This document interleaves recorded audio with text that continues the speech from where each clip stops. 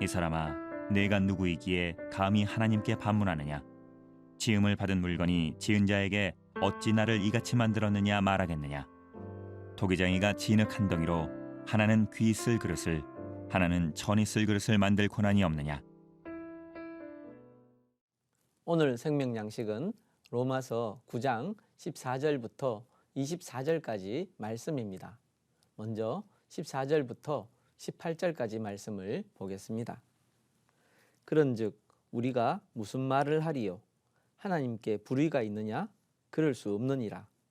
모세에게 이르시되 내가 긍휼히 여길 자를 긍휼히 여기고 불쌍히 여길 자를 불쌍히 여기리라 하셨으니, 그런즉 원하는 자로 말미암음도 아니요 다른 박질하는 자로 말미암음도 아니요 오직 긍휼히 여기시는 하나님으로 말미암음이니라. 성경이 바로에게 이르시되 내가 이 일을 위하여 너를 세웠으니 곧 너로 말미암아 내 능력을 보이고 내 이름이 온 땅에 전파되게 하려 함이라 하셨으니, 그런즉 하나님께서 하고자 하시는 자를 긍휼히 여기시고 하고자 하시는 자를 완악하게 하시느니라.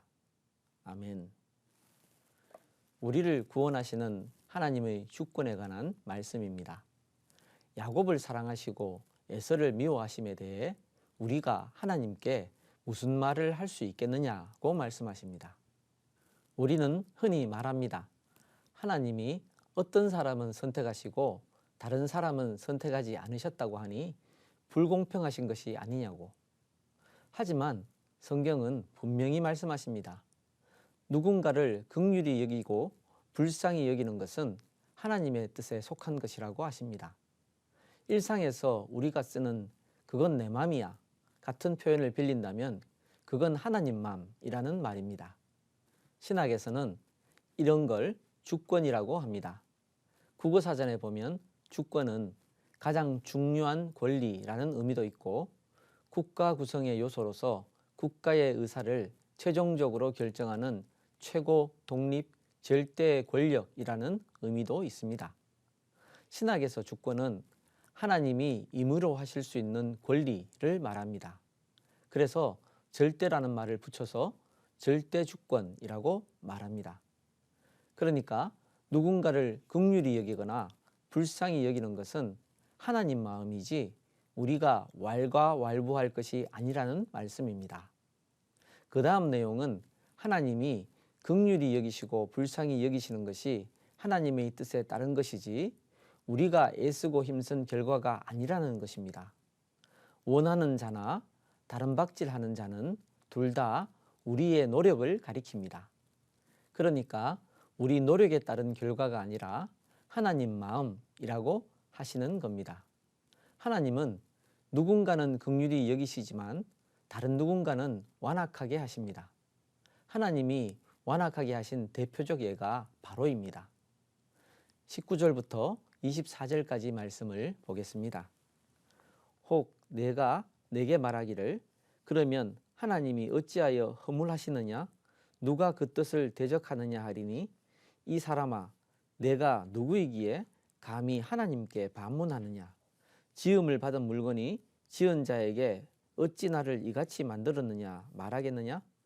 토기장이가 진흙 한 덩이로 하나는 귀 있을 그릇을 하나는 천 있을 그릇을 만들 고난이 없느냐? 만일 하나님이 그의 진노를 보이시고 그의 능력을 알게 하고자 하사 멸하기로 준비된 진노의 그릇을 오래 참으심으로 관용하시고 또한 영광 받기로 예비하신 바 긍휼의 그릇에 대하여 그 영광의 풍성함을 알게 하고자 하셨을지라도 무슨 말을 하리요? 이 그릇은 우리니 곧 유대인 중에서뿐 아니라 이방인 중에서도 부르신 자니라. 아멘. 하나님이 누군가는 긍휼히 여기시고 다른 누군가는 완악하게 하셨다고 하시니 사람들이 항변합니다. 그러면 하나님이 왜 우리에게 허물하시냐고 묻습니다. 하나님이 그렇게 정하셨다면 우리가 어떻게 그 뜻을 거스를 수 있냐고 묻습니다. 이런 항변을 성경은 준엄하게 꾸짖으십니다. 이 사람아 내가 누구이기에 감히 하나님께 반문하느냐?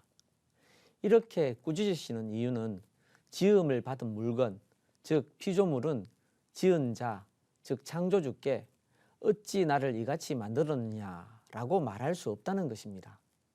토기장이가 진흙으로 귀 있을 그릇이나 천이 있을 그릇을 임으로 만들 수 있다면 창조주 하나님이 누군가를 멸하시거나 다른 누군가를 긍휼히 여기실 주권을 가지시는 것이 당연한 것입니다.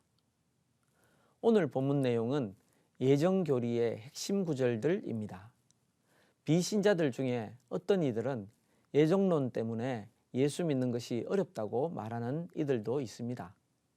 하지만 창조주께 누군가를 불쌍히 여기시지 않는 이유를 묻는 것이 우리가 할 일은 아닙니다. 오히려 우리는 예수 그리스도를 믿으면 구원받는다는 복음을 전해야 합니다. 더구나 비신자가 예정론에 대해 물을 때 답하는 것은 무의미한 일일 뿐 아니라 더 나아가 오히려 역효과가 나타날 수 있습니다. 저는 신학 수업 시간에는 예정론에 대해 신학생들에게 설명을 해줍니다. 하지만 비신자가 물어올 경우에는 굳이 거절합니다. 믿음의 연조가 오래여서 나 자신의 힘으로는 믿음조차도 가질 수 없다고 겸손히 고백하는 마음이 있어야 이해할 수 있는 내용을 믿음이 없는 비신자나 믿음이 약한 초신자에게 나누는 것은 도무지 유익하지 않기 때문입니다. 너희는 그 은혜에 의하여 믿음으로 말미암아 구원을 받았으니 이것은 너희에게서 난 것이 아니요 하나님의 선물이라. 행위에서 난 것이 아니니 이는 누구든지 자랑하지 못하게 함이라. 라는 말씀대로 참 신자는 믿음으로 구원받음을 고백할 뿐 아니라 그 믿음조차도 하나님의 선물이라고 고백합니다.